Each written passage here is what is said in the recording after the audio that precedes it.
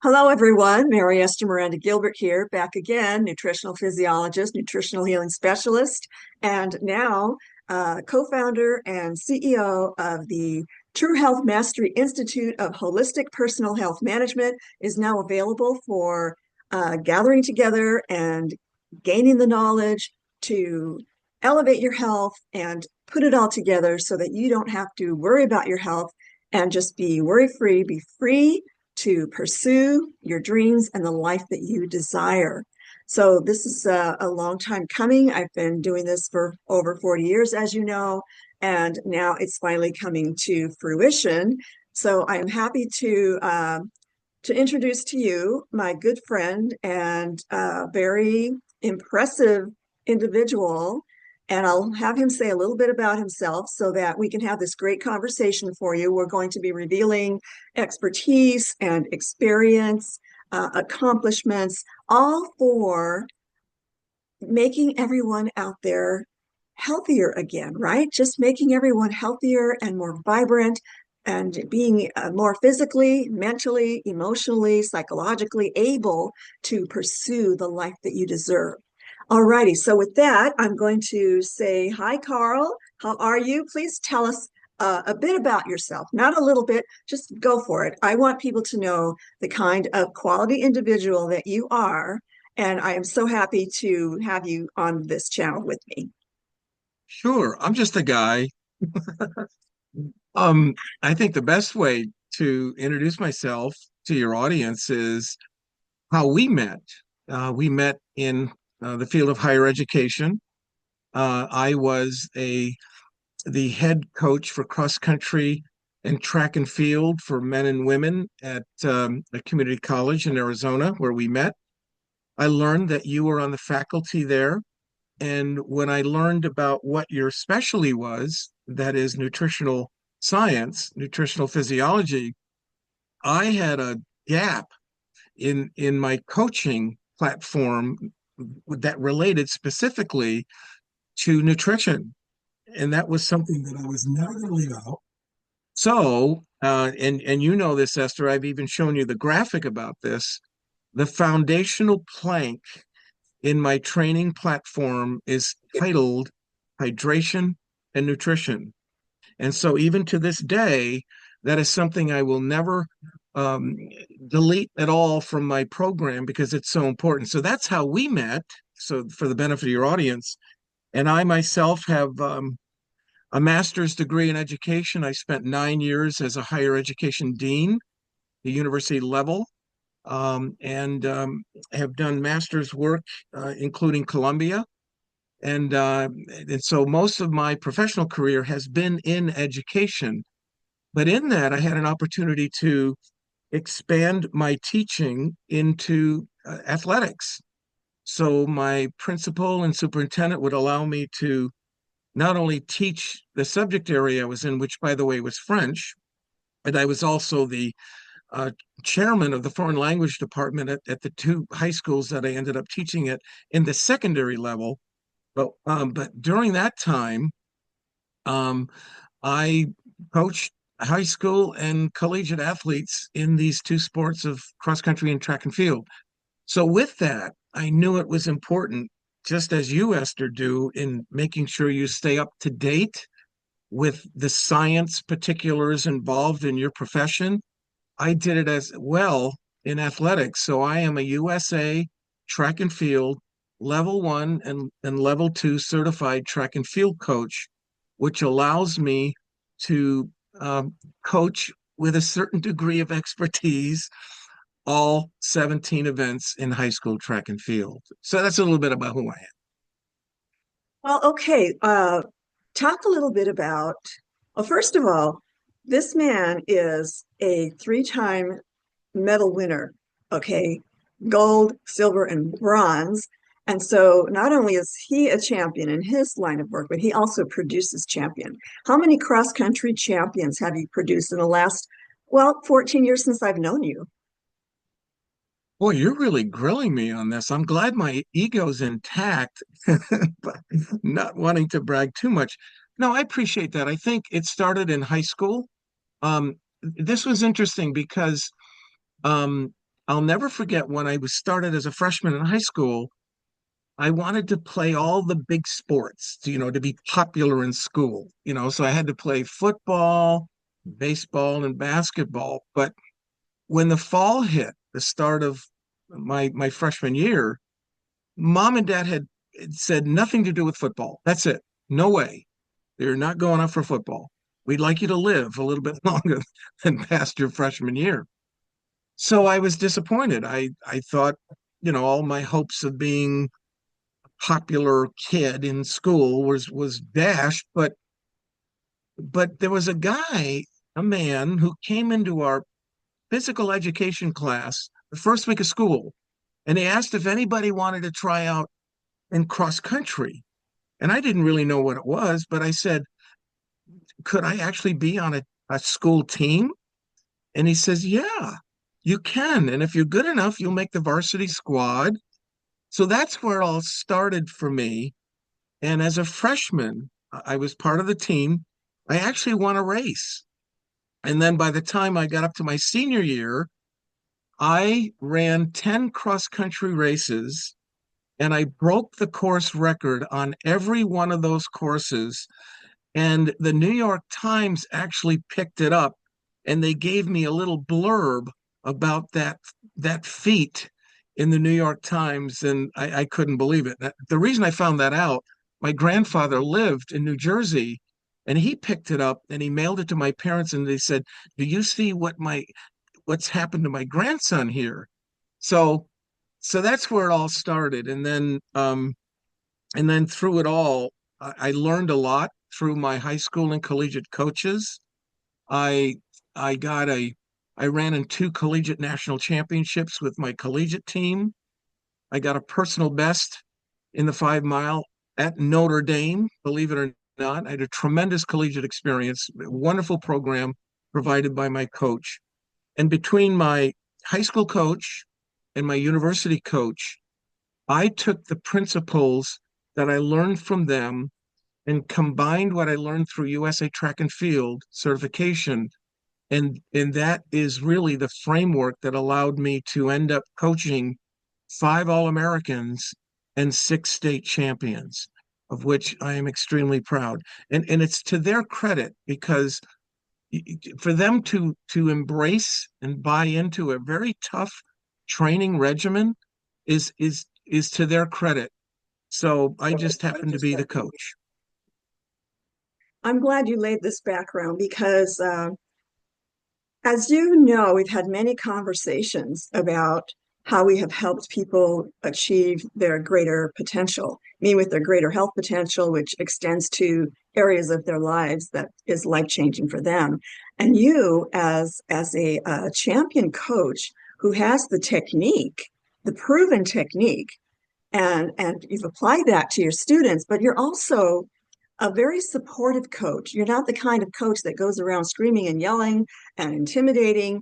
That doesn't work with human beings. I have never been able to understand how, I learned that in the martial arts. My instructor was not that way, but other instructors were very abusive, kind of thing, and scare them into performing. But that's not your tactic. And I've always admired that about you. So I'd like to kind of talk about how we've been able to motivate people and help people achieve their greater potential that they didn't even know they had, right? So yeah, I mean, we've gone back and forth with this so many times. I just wanted to share this conversation with people on my channel and my institute members and all the followers that we both have, and that kind of thing. So you want to talk a little bit about that? Sure. I think I can speak for most coaches across this land. We want to win. We want to win the big meets. We want to win the state championships, the county championships, the region championships. But um, but in order to do that, obviously you need talent. So I guess my way of building a program was to never relinquish the importance of of the quality of a relationship that has to occur between a coach and an athlete. And if someone were to ask me, well, what's allowed you to, um, well, not only build the programs, but recruit the athletes that have to be a part of it, I would have to say that the word would spread pretty quickly about how I built the relationships with these student athletes. And that word would spread. In fact, I started coaching in 1974, and I still stay in touch with runners I coached that long ago, which is a testimony to what I'm saying now. The relationships were that strong. So getting Christmas cards, I've been to their weddings, I've been to their college graduations. If they were running for me in high school, I get pictures of the kids that are born of them. Um, so that continues, and that wouldn't continue if what I'm saying about the relationship piece didn't exist. And that's how, down the road, the word would spread, and when these student athletes would say, "You got to be a part of this program. This coach gets it. He gets it. He understands the pain we go through. He understands the difficulty in getting through the rigors of a very tough training program. He's empathetic. He knows how to address um, injuries and distinguish between whether or not they're true injuries or just, temporary pain, that kind of stuff. So there's a lot of um, rationale. There's a lot of conversation that exists between me and a student athlete. We work things out together. What do you think about this? Let's try that. So the relationship piece was, in my view, the number one reason why I was able to not only recruit over time, year after year, but to build champion individuals and teams through this process. Excellent. Yeah, I wanted you to really bring it home, like you just did, about the trust and the love that's required. These kinds of perspectives and attitudes that we have as teachers and coaches and mentors to make sure that people are getting this energy across, that they're receiving this openness, open-heartedness, because that's where people thrive, I have found.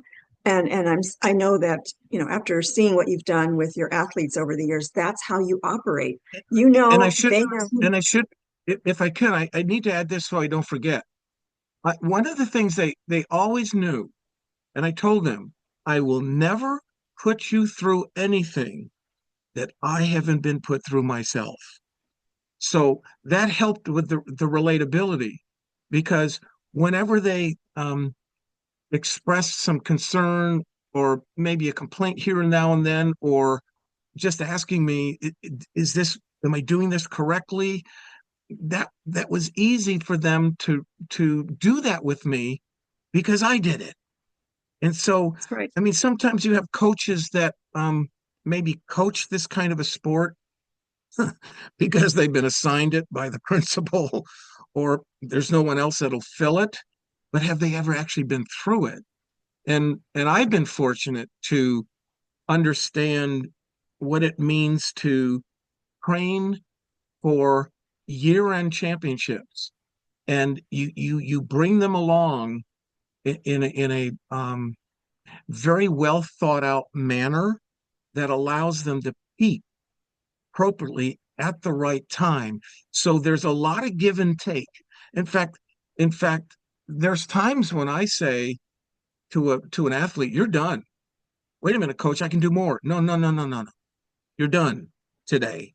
You're done today, because uh, I, for whatever reason that might be, they're running intervals too quickly or repetition runs too quickly. That means they're not going to finish it, or whatever the case might be. That I don't want to digress into too much detail, but it's not the yelling and screaming at all.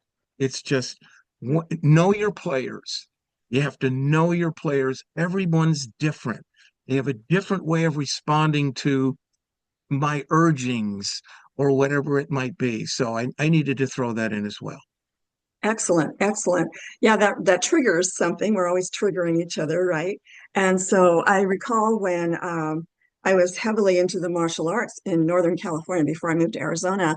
Uh, I remember watching new students come in, and there's always that intimidation factor. They're brave enough to sign up for the class, and then they see everyone in their martial arts uniforms and their various belt colored rankings, and they see people being thrown around, and they see them sparring or whatnot, right?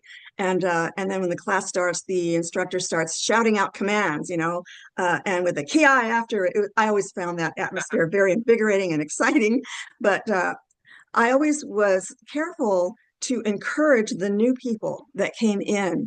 And I know you've just talked about this before yourself, but, and of course, there's always that nutrition factor. I always have to throw that in because that's, as you know, it's the fundamental thing that begets success in athletes or in anyone for that matter. So being encouraging and being careful to observe what people's reactions are and even sensing, what they're feeling, looking at their facial expressions, their body language, that kind of thing really helps being intuitive, right? But I have found that if someone doesn't do that for them, then they will give up. And that could have lifelong ramifications in their whole entire lives. People can always look back and think, oh, if it weren't for that teacher or that person or even a stranger who said one thing, one day to someone, can actually affect someone the rest of their lives. And I'm talking about the positive experiences. The negative experiences we all try to get over, right? But uh, as coaches and mentors and teachers, we can focus them on on accelerating and keep going, right? Never give up, because when you look back and you never see the progress you're making right away, but when you look back, you see the progress that you've made. Or if you see someone else come in that's brand new, you know, then you can see the contrast there as well. But as far as gaining people's trust, um, it starts with the cellular nourishment, the vibrational energy frequencies at which the body vibrates when they're in a higher place, psychologically, physically, spiritually. So, and I know you've seen these transformations yourself because you might start out with someone with potential, but as you coach them and encourage them and nurture them, right, gain their trust. I know you're beloved by your athletes. I've seen it over and over again, and gaining that kind of trust in people can really prevent them from giving up and not believing in themselves. So believing in oneself is so, so important. It's a step up toward their own success in their lives. What do you say to that, Carl? Well, I mean, again, a lot of things being triggered here. You know, um, I mean, I've been coaching for a long time, different institutions over time, and you don't hear much, or at least I don't, of other coaches in other sports addressing the nutrition hydration issue. So a lot of times, regardless of the sport, baseball, basketball, football, track, cross country, the emphasis is on teaching the fundamentals. How do you throw a javelin properly? How do you navigate hurdle? But beyond that, um, what they get from me are the other aspects that will help them reach levels of achievement beyond what they've done in the past. And that has to include a dietary regimen that feeds the energy sources and the cells, and I like how you say it so often, at the cellular, molecular, and quantum level, so that they're building up um, the strength, endurance that they need for their particular areas of expertise that they want to get good at. So So I don't know how many coaches do. I have to do it.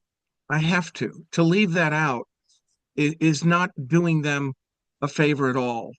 And when you have, there's another piece to this as well, because this whole relationship thing is so critical because it makes it easier for me to talk about other areas of how they should run their lives, including what are you eating? But when they come up to me with a problem, coach, my knee hurts, or boy, my ankles aren't doing well, or there's something going on with my abs or whatever, the first thing I ask them is, how are you hydrating?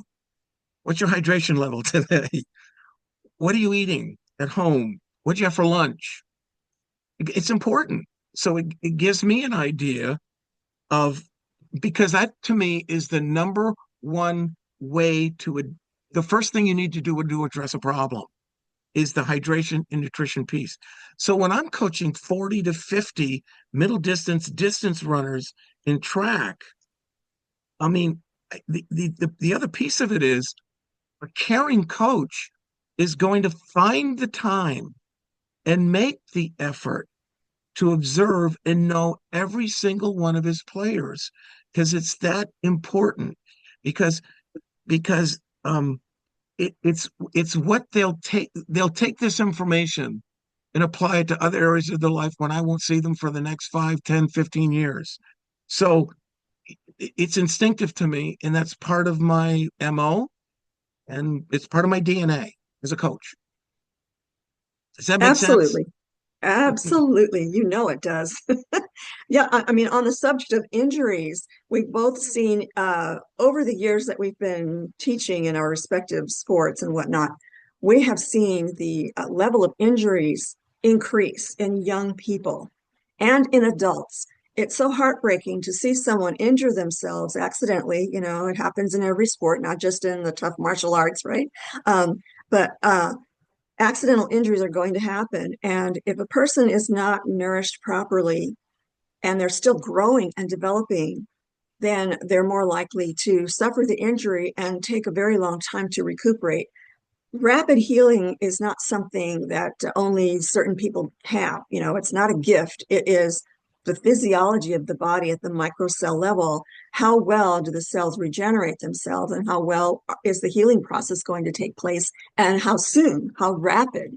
So I have found over the years, and I'm sure you have too, that when a person is highly nourished, then their recovery is very, very fast. Heaven knows I've broken just about every single digit in my finger, my hands, I mean, and other injuries, you know, even in weight training and things like that back in the 80s when I was heavily into the, you know, heavy lifting. But once in a while, you know, you end up being uh, you accidentally lift wrong on a heavier weight and you get a muscle pull or something like that. So I've always been able to recover very, very quickly. And um, so this is very, very important for athletes and for anyone, no matter what age, whether they are a little kid who fell on their bicycle, you know, and scraped their knee, or a teenager who accidentally broke their arm, you know, skateboarding or whatever, or any sport, you know, where this happens. And adults engaging in exercise, especially if they have not been physically active for a while and they do too much too soon, where their body hasn't become responsive in in adapting to the physical strain, the physical challenge. So all of that requires the right nourishment. So this is why I feel it is so, so important for everyone to make sure that they are nourishing their body completely and correctly with the right foods. And there's plenty of my videos on my YouTube channel. And as a True Health Mastery Institute member, you will learn even more details. Carl has been my client. He's been, you know, a good friend for so many years. So he's right on top of it. He's teaching everything, you know, to his athletes. So he's getting performances. And I wouldn't say, I mean, you haven't mentioned that anybody has gotten any injuries in your athletes, right? Well, and I think um, again what you've triggered here. I'm at the end of the second week of training high school athletes for the track and field spring campaign, and many of them. I mean, you think about it, they're freshmen, They're young 13, 14-year-old girls and boys that make up a significant part of the team. And invariably, I mean, almost everyone is saying something hurts, but but they're putting themselves through a physical regimen that they've never done before. So there's a balance between what's going to occur naturally anyway. You're starting something different. You've never put your ankles, your knees, your quads, your hamstrings, your core through what you're doing now, athlete. So this is to be expected, and I offer it that way, not to discourage them. They should expect it. They've never experienced this before. But the other piece is, when we're doing our static stretching after a workout, I do talk about the hydration piece. I talk about electrolytes. I talk about the needs for protein and carbohydrates. I ask them, what are you eating? What's for dinner? What do you eat for breakfast? To underscore the importance for them to start to think about things that they may never have thought about before. And one of the things I've noticed over the decades is there's an absence of common sense. um, Between maybe in the 40 years ago and 30 and 20 and even now, to where you even have to tell a student athlete, why are you wearing shorts when it's 36 degrees out and we're ready to do a workout? So you even need to instruct them on the simple task of wearing warm up, so that they don't put themselves in a position to possibly strain or pull a muscle um, when they accelerate during a particular uh, exercise that I'm putting them through. So the common sense thing, when we talk about eliminating sugar or at least reducing it significantly, because how do a 14-year-old kid just loves his Skittles, but to be able to educate them, and also in the document that I produce for parents that address these kinds of things, because to to continue in some of the diets that they're involved with is tantamount to taking one step forward and two steps back in their training. So why would an athlete want to go through the pain and the struggle of a workout in a particular day and then blow it all by feeding himself with Fruit Loops for dinner and breakfast? So the point is, we address this. How much of it sinks in, I can only hope. But like you said, Esther, will they get it in the first year? Maybe not all of it, but as I continue to work with them for their second and third and fourth year, they get hammered with this. So hopefully they get it. It does take time to infiltrate all of the addiction from the chemical dyes and the processed sugars and the quick high that they experience, but it's not a sustained source of energy. And a few minutes later, they're crashing. They're suddenly experiencing that low where their body has panicked and eliminated that sugar out of the bloodstream as fast as possible and put it elsewhere in the system in the form of body fat or accelerate it up to the brain. The brain functions on the glucose, which is the blood sugar. So after quickly splitting those sugar molecules apart into fructose and glucose, the fructose gets digested and the glucose gets sent to fuel the cells. But that's a very rapid way to go, and it requires vitamins, minerals, and active enzymes in from whole foods to utilize that sugar and convert it to energy. So you can't just get energized from the sugar, right? And the chemical dyes are so caustic and inflammatory. The body goes into this inflammatory reaction as well to try to eliminate this foreign substance that doesn't belong in the body, that is not nourishing and is disrupting the hormonal system. The nervous system goes nuts. What's this? Get rid of it now, kind of thing. The whole system goes berserk. And can you imagine, though, if a lot of these students are eating only these types of sugary substances or foodstuffs, I call them, before they go out to test their endurance, they're going to hit the wall a lot sooner than someone who is sustained release energy through the proper diet and whatnot.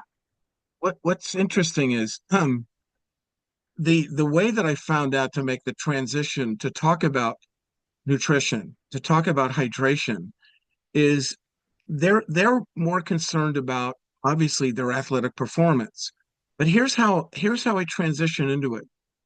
We My training platform involves three primary components: aerobic training, anaerobic training, and speed.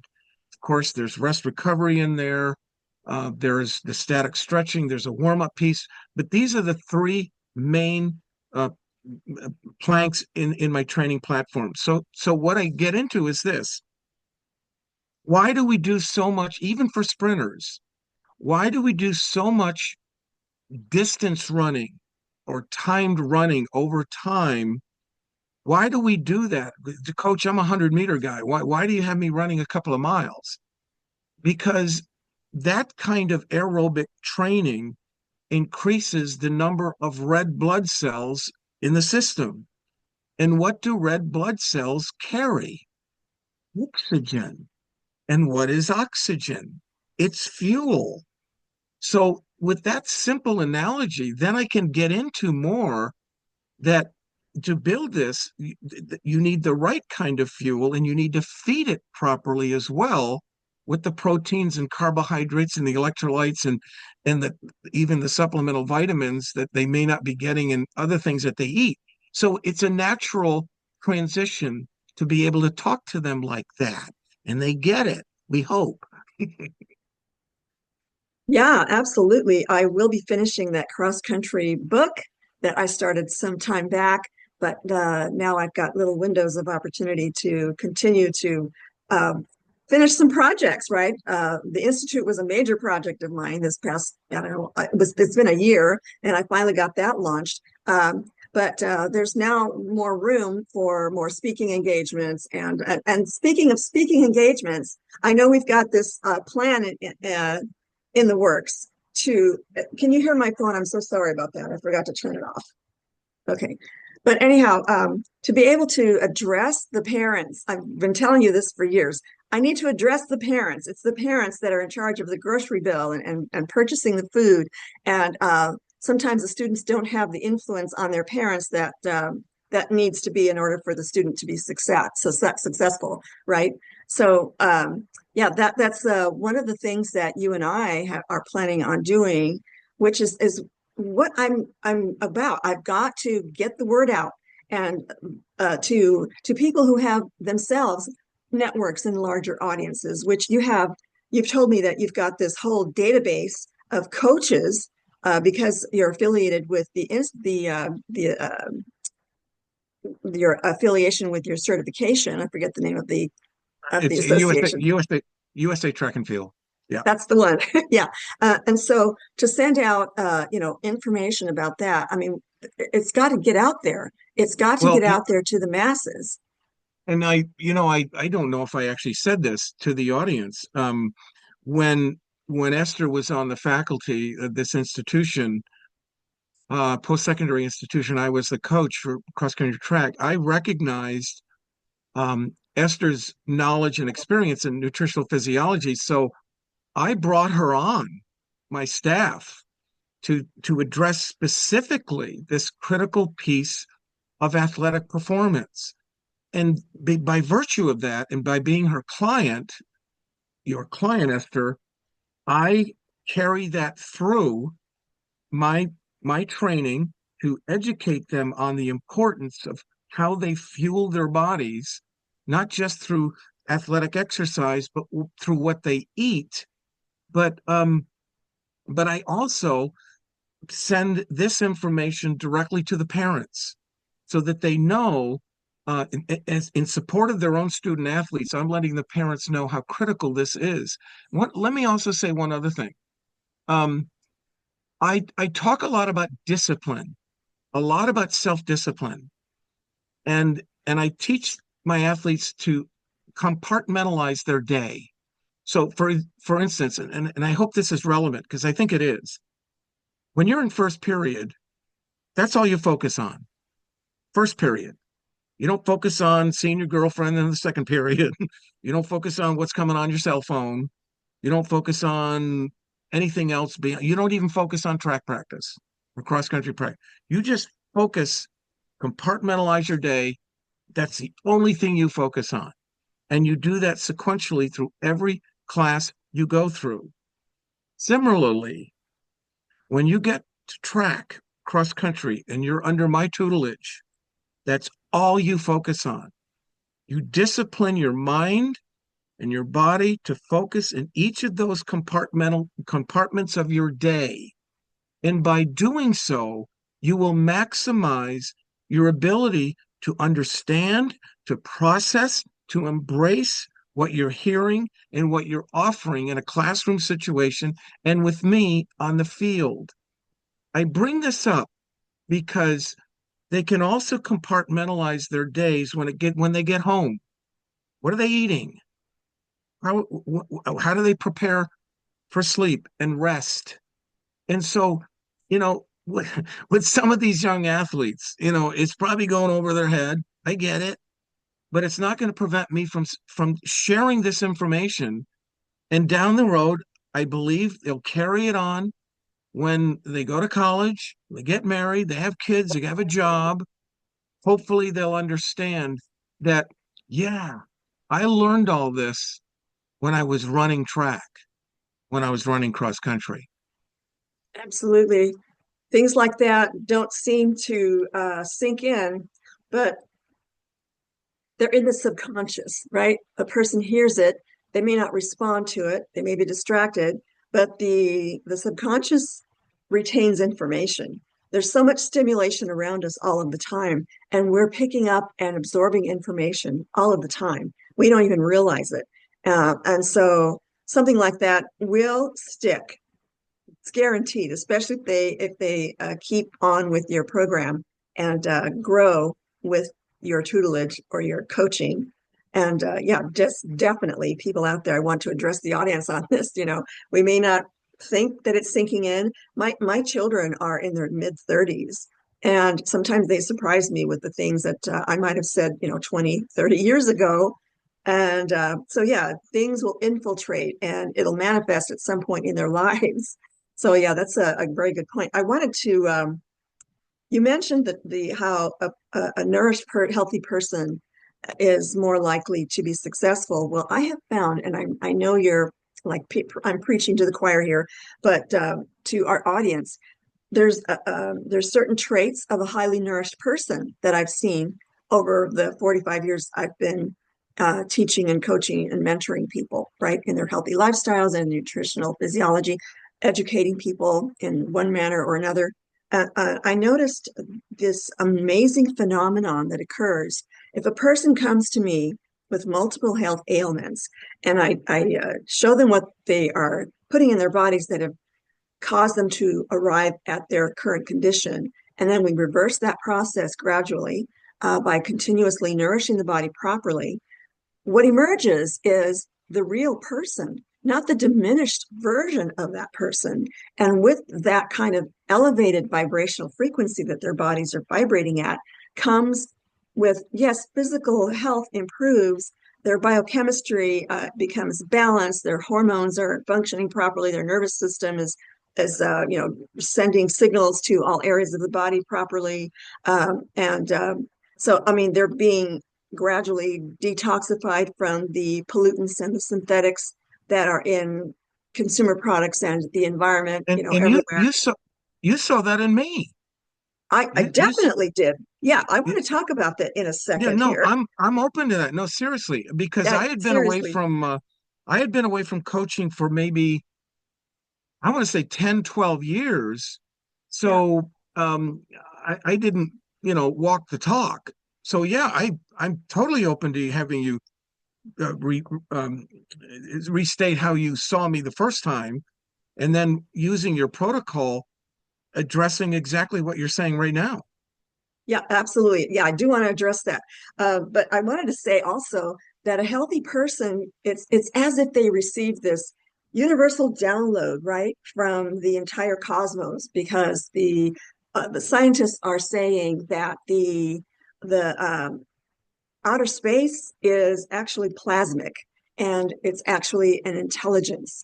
Okay, it's a universal intelligence, a universal life force. Ancient healers have always known this. They've called it prana, chi, all kinds of things, right? They've been aware of this, but I've witnessed these health transformations over the years just by having them nourish their body and get rid of all of the poisons, that we've been poisoned with. But yeah, I just wanted to say that to the audience. But okay, this is going to be fun.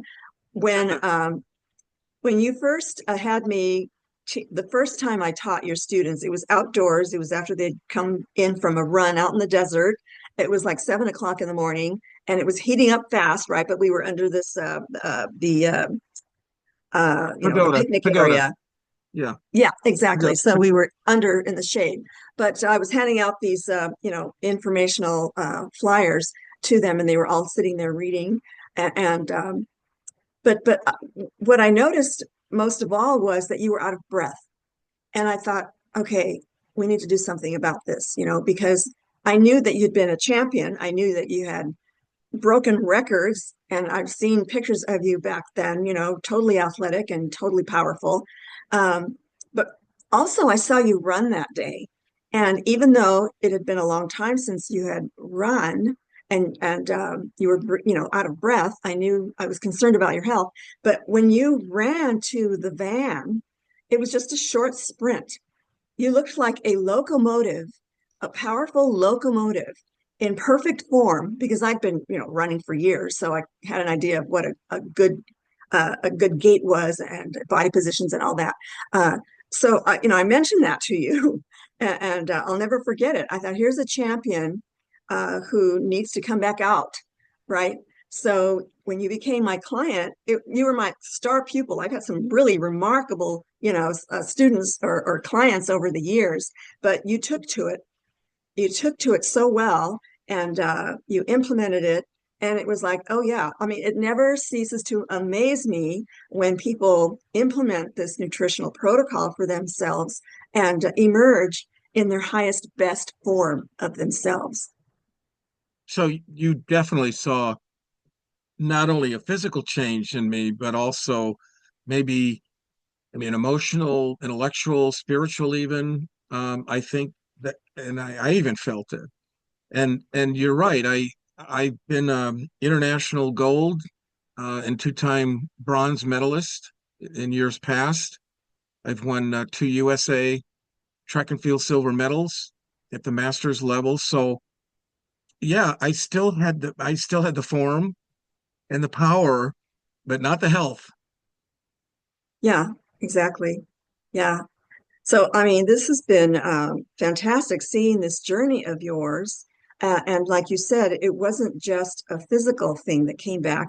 You actually liberated your spirit. I saw and I see this all the time. I see people making life changes, and they see things in a whole higher perspective.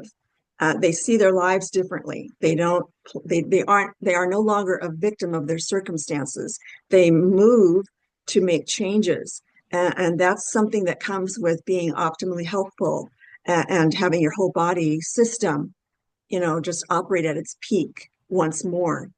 So anyone at any age can accomplish this. I've seen this, like I said, from the youngest child to the oldest. My oldest client, I think, was 95 years old, and to see an older person suddenly get stronger and move faster and not need their walker anymore.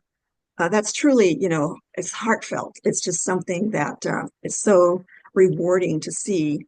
And so, I mean, like you, we just want the whole world to be physically able, mentally capable, and emotionally and psychologically balanced, so that they can make better choices in life. And I know you see this all the time because you tell me about it all the time.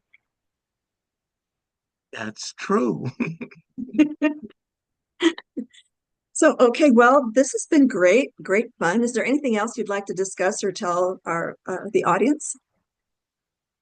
Well, I mean, here we are both in our 70s. And, at one point in time, my athletic director said, I can't believe at your age, you're still running with your athletes.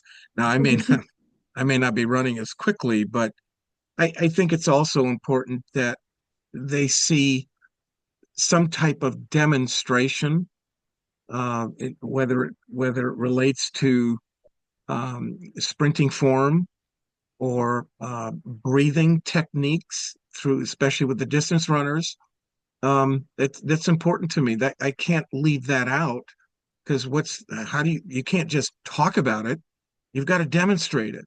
So being put on your protocol so many years ago, at least a decade ago, um, could I be where I am now in demonstrating running technique, breathing technique, forms over hurdles, whatever the case might be, if I wasn't? I don't think so.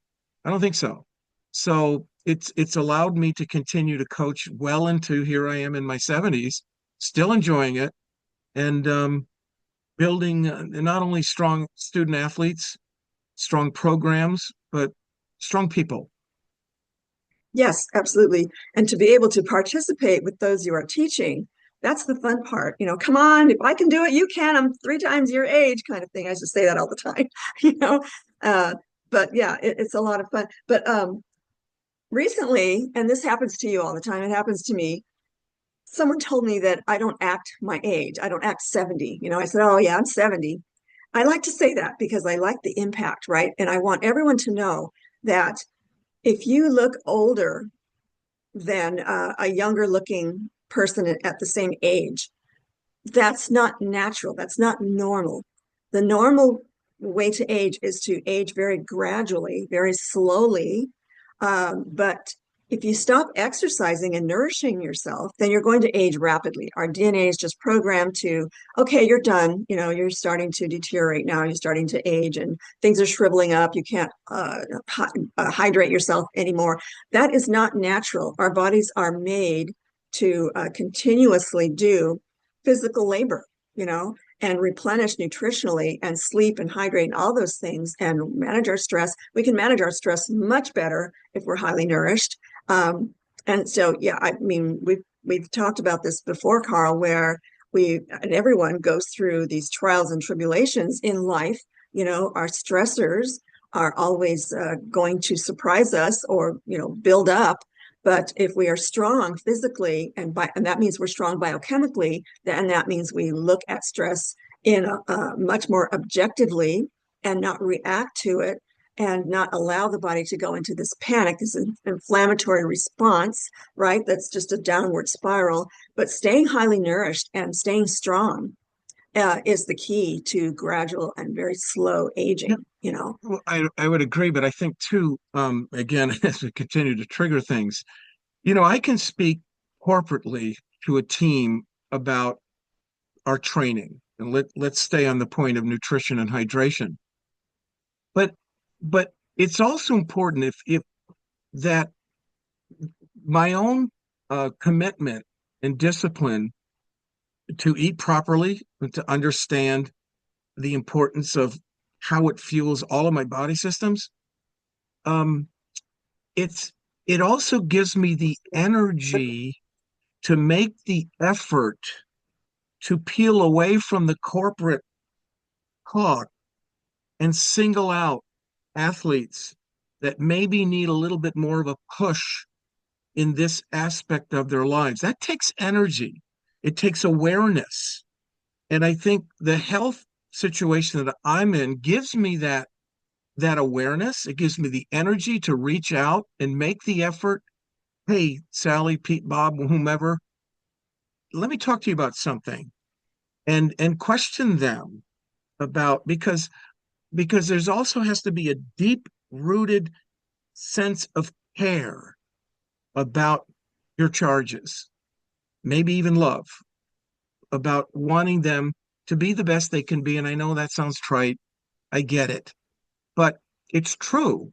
And so It when is. when you're when you're coaching a team of many individuals, the health position that I'm in also makes me aware of who I need to maybe speak to. And do all coaches do that? I would hope. But again, not to beat a dead horse, it takes energy. It takes a level of awareness that is directly related to, it corresponds with the level of health that I'm in. Yes. And I think what you're describing is the developing the cognition and the sensitivity to be able to sense these things and Yes. knowing intuitively how to help someone. And we watch people, right? We are very intuitive and we sense what they're going through. I guess maybe it comes with age, having gone through a lot in our own years, but yeah, it takes a lot of cognition to be able to realize where someone is in their life and know when to come in and help them at the right time. And when you are around people that you're coaching or mentoring or teaching, then you get to know them pretty well. And so I've it's also learned, and I'm sure you have as well, you just you there's there's no other way to explain it from me, from what I do. You got to hammer at it. You just can't say something once or twice and expect these young student athletes to say, "Yeah, I'll get it. I can do it." No, it's got to be a relentless explanation and demonstration of the importance of every platform in my training regimen. And that certainly does include hydration and nutrition. You can't let it go. And so when a student athlete comes up to me with a particular issue, and it doesn't necessarily have to be health related, it could be something like, Coach, do you really want me to run this event in the next meet? Well, I can talk to them rationally about it, but then I'll also say, by the way, what are you eating? How'd you hydrate today? You can't leave it. You gotta you gotta hammer at it. It all And starts there. It all starts there. You got to yeah, shift your biochemistry and raise your energy levels, your vibrational frequency at which the body vibrates when they're healthier. And all of these, like I keep saying cognition, but these little, as teachers, we can drop tidbits of wisdom or information, right? People like smaller increments of information to chew, right? To go over and think about. And so, yeah, I mean, we have to constantly be at it because a person can forget, right? The retention of people just isn't perfect. So by repetition, then absolutely we're instilling these tidbits of wisdom and information that are actually life-saving, life-changing. So that's what we do, kind of yeah. thing. In the years I've known you, you're relentless on it because why? You're passionate about it. You're compassionate as well because of your love, care, and concern about your clients and the world in general. So I think, I mean, for me, I mean that those are aspects of who I am because I care and you care. So we have to be relentless with a caring, empathetic, compassionate um, approach to it because we're committed to the principles involved in this critical area of life: nutrition, hydration, and of course, extended to me, how I train my athletes in track and field. That's an excellent way to wrap up this wonderful conversation we've had. I thank you for coming on this channel. I can't wait to share it with everyone. So yeah, how do you feel about our conversation? Is it okay for me to share it with everyone? Sure. Yeah, that's fine. I mean, I Also, trust you. If you also, felt it's Mhm. go ahead. If I felt what? I mean, if you feel it's definitely worthwhile to your audience, absolutely. I trust your judgment. Okay, so I want to show the audience the web page that I set up for your athletes and their families. An array of supplements. There are another line of supplements, by the way, I need to speak to you about that I want to put on here. Just information resources. And this picture, everyone, is the the athletes that Carl had at the college. And that day is the day that I took that picture, actually, is the day that we sat under the shade and talked, nutrition for them. So yeah, it was really a great experience to be both a teacher in the nutrition class and also to be the sports nutritionist for your team. But also I was invited to be on a few expert panels at the college, and that was really great. It was really a great fun. I remember sitting next to an MD, and he didn't say a thing. The questions that came from the audience, he wasn't able to answer. And I felt compassion for him because the training for MDs is not in nutritional physiology, is not in nutritional healing. So he was a bit out of a fish out of water, so to speak. The other two panelists, answered questions, but I find myself being able to answer most of the questions. So again, it's all about nutrition, people, and the people who subscribe to my channel, I'm pretty sure they know that. But yeah, this is really a great page for your athletes. And if you want, I can put this video that we're recording right now on that page. Sure. And I think the audience should also know this, that I even brought you in to one of the high schools I was coaching at in Phoenix, and you did a presentation on nutrition for athletes to the audience that was in attendance, not only the athletes, but their parents. So I guess all I'm saying at this point is simply knowing the importance of the information you had. It needed to be doled out to the people that I was responsible for, and I'm including parents of these student athletes as well. So that's just a testimony to the fact that you kind of put your money where your mouth is. Let's get the real source of truth here, and that's why I brought you in front of this high school audience many years ago.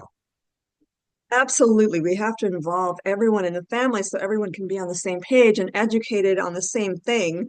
And so, I mean, people like to go off and do their own research, but little do a lot of people know is that there's so much misinformation, disinformation, propaganda, other agendas from other entities that are in business to mislead the public, to keep everyone sick and to keep everyone not knowing what to do about their health. There's nothing worse than to suddenly start getting ill and having various systems in the body start breaking down and malfunctioning and not know how to fix it. The medical profession is great for emergency kind of thing if you're injured or, you have to have an operation or something very quickly. But as far as maintaining your health, it starts with nourishment, the right nourishment, which is what my institute is all about. So if you're interested in learning more about that, then please visit my website, holisticchoices.com. And, I can go back to the main page here. But here's the True Health Mastery Institute, everyone. And so the kind of information that the members get is much more detailed and much more in depth than even when I had my practice, for 30 years, and I would prepare nutritional protocols for my clients. It was very, limited to resolving their health conditions. But this whole realm of education is extremely, it's needed so badly in the population because everyone was cheated out of this information. You can truly master your health if you learn about the nourishment that your body needs and all the other, miscellaneous things that make up a holistic healthcare management system for you. So this is what the Institute is all about. I want to make sure everyone becomes a true master of their own health, to understand the body well enough to recognize misinformation, disinformation, all that other, stuff out there that people are being misled, and to zero in and focus on restoring your body to its optimal level. And the body is so amazing. All you need to do is nourish it properly. This has become my mantra over and over again, is to nourish your body completely and correctly, learn how to do it. And this is why I'm here. This is why this very page here on my website is. So yeah, holisticchoices.com, or you can do a search on my name, Mary Esther Gilbert, or you can go to my YouTube channel. All of my links are in the description boxes of all my videos that I post for the public. But there are also more information behind the private doors, so to speak, of my online institute, where members can learn so much more away from the censorship out there, away from the misinformation, and that kind of thing. And Esther, related to this talk today, you're written what, 6 books? Yes, Six? going on Okay, but going on 8. okay, because I just so the audience knows as well, it's appropriate for this particular interview. You are writing a book called, I think, Nutrition and the Cross Country Runner, correct? Yes, the cross country athlete. It's Uh, about 75% complete. Right. And the reason I bring it up is because I've been honored to write the foreword for that book. So um, I look forward to when you're in a position to when that will be published. And I'm not pushing you. We'll see what It's on happens. the top But of I my priority list. but I wanted to mention that it's important. And it's the work that you and I have done together, first as your client, but also as my sports nutrition coach on my team. So we have that relationship, and it makes total sense that you've honored me to allow to write the foreword for that book, and we all look forward to it. I was very honored to have you do that for me. There's nothing better than have a champion, write the forward to your book about that very subject. So anyhow, yeah, thank you so much, everyone, for being here with us. And I just want to wish everyone the best of health and do it right. And you can rely on my 45 years of experience. And Carl, how long have you been doing this? How long have you been producing champions? This is my 25th year. 25th 25th year. year. Of course, And, you've been and out in the business sector too, making money for corporations. And he's got his curriculum vitae that is, I don't know, this thick, I think. So, he's got a lot of field experience in the business world too, making money for corporations. And so he's well-rounded and very well educated. Ivy League college, hello. But me, I had to go through the the community colleges. I went to, like, 8 different community colleges just so I can get up enough credits to transfer to the university level, and finally, got that done. But yeah, that was quite a journey for me. But Carl has been on his own journey too, in spite of his Ivy League education. well, But overall, well, my Ivy League education was brief. It was basically only one semester, but for a lot of different okay. reasons, based on where I served as a dean, I ended up completing my master's at that particular institution. So, but I did experience, yes, briefly, the Ivy League experience. So, and it was good. Well, I you was had a proud. prep school too that you went to, right? Or preparatory high school I that did. you went to, I did. right? Yes, last 2 years, and that was really an inspiration to do well. I guess really it was a foundational to the rest of my life, everything, educationally, professionally, through various employment situations. I was well grounded there. It was a good experience. Yeah, absolutely. Yeah. Education comes in all forms. And so, it's all very, very valuable. But oh, please don't forget to like if you like what you've seen today, if you like my videos in general, if you've seen them. Welcome to new people who've never been here before. Please peruse the videos on my YouTube channel. And also, if you like, then of course the algorithms, right, on the computerized system of the world, it will put this video in front of other people who need to hear this message. And if you share, all the more, exposure. And if you subscribe, then you'll be notified, and tap that notification bell. You'll be notified of every new video that I put in there. And like I said, in every description box of my videos, there's links to the websites and other sources that I want to share with everyone. So with that, I want to say good night to everyone, and I will see you next time. Thank you, Carl, for being here. It's been an honor, and I will see you and talk to you soon.